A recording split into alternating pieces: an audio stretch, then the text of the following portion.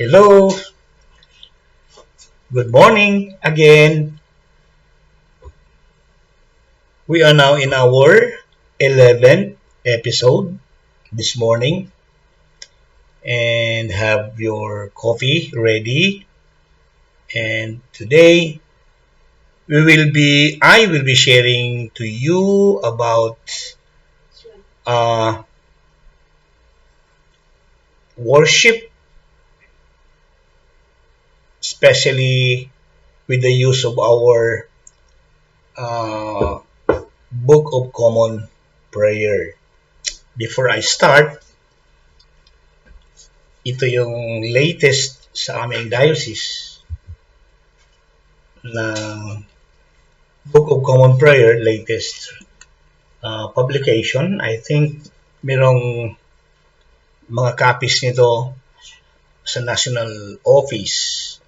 I don't know how much per book, but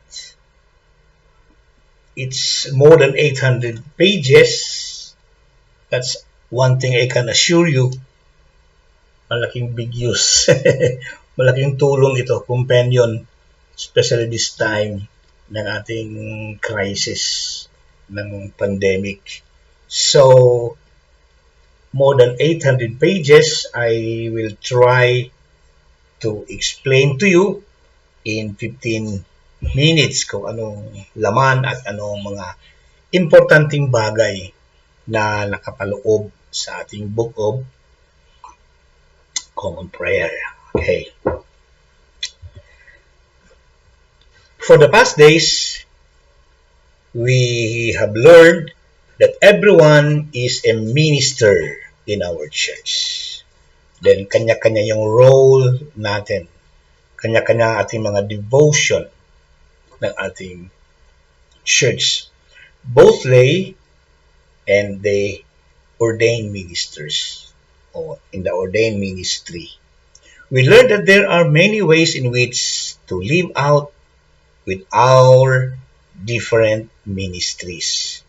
So for now, we will take a look of some of the sacraments being used in our Book of Common Prayer.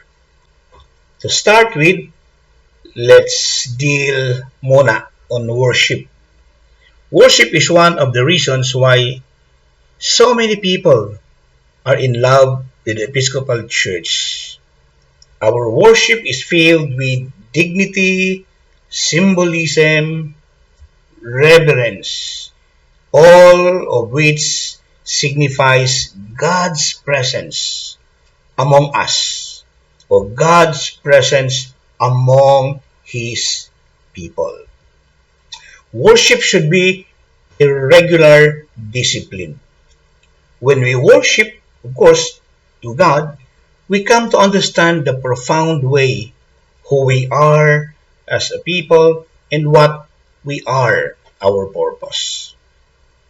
Worship changes the way we understand God, the way we understand ourselves, our family, and the people around us, our congregation.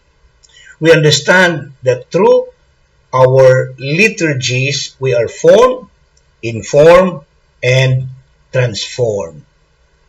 We often call our public worship as liturgy. Both the lay and the ordained ministers are expected to do the role, the work of ministry in our church. The guide in our liturgy is contained in the book I have just shown to you, the Book of Common Prayer, or BCP. The BCP is used throughout the Anglican Communion all over the world. For example, someone traveling to another country, attending an Anglican or Episcopal service, would find, of course, that services are similar with ours, only the language being used differ. The BCP is our guide on how we worship together. It is called common prayer because it is equally available to everyone worldwide. Within the BCP, we will find the following: the calendar and the church seasons, the daily offices, prayers, the collects, holy baptism, the rite, pastoral offices, the psalms, catechism, historical documents of the church, tables for finding date of Easter and other holidays, and then, of course, the lectionary that serves as our weekly guide in our readings, the Great Litany, special day liturgies, Holy Eucharists, Episcopal services, prayers and thanksgiving, and many more. Historical that includes, I've said, historical documents of our church. Example, in the Book of Common Prayers, on page 11, the calendar and the church season, and you will read the top portion of that page, you will notice that from pages 11 to 28, principal feast days, all Sundays, holidays, day of special devotion, and days of optional observance are written in this particular section. This will be our guide, regularly observed calendar throughout the year.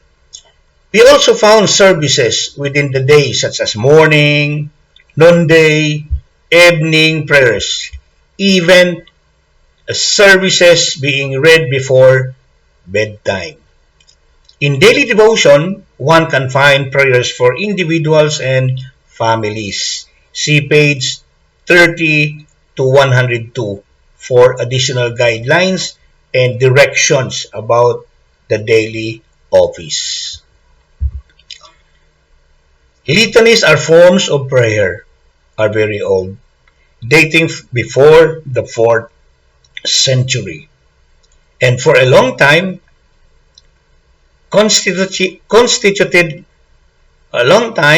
constituted a major part of the congregation's participations in the Mass. The Great Litany in the Book of Common Prayer derives from the first English litany, compiled by Thomas Cranmer himself in the year 1544, drawing from the Sarum Rites, the Liturgy of St. John Chrysostom, and a Latin litany composed by Martin Luther himself. The three invocations of saints that appeared in this litany were deleted before it was included in the 1946 prayer book. For much of the history of the Anglican Church, the use of the Great Litany after morning prayer on Sundays, Wednesdays, and Fridays has been required. See pages 103 to 110 for further information. Prayers for holidays, various occasions, and every Sunday of the year have special sections called the Collect or the Collects. Yan yung opening prayer natin ng ating public worship, ng ating Eucharist every Sunday.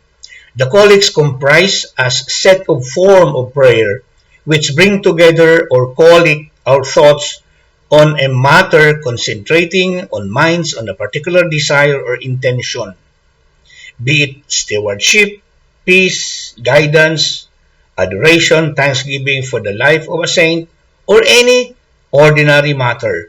The collect for the day sets the emphasis for the prayers and liturgy of the day. Many of these prayers are very ancient, are among the great devotional riches of our heritage. In form, collects are addressed to God by calling to mind some aspect of His being. offer petition or petitions for a stated need, and concludes with a clause acknowledging the mediatorial role of Jesus Christ, who is known through the eternal activity of the Blessed Trinity. Okay, guys, that's all for today. Mahaba-haba itong Book of Common Prayers.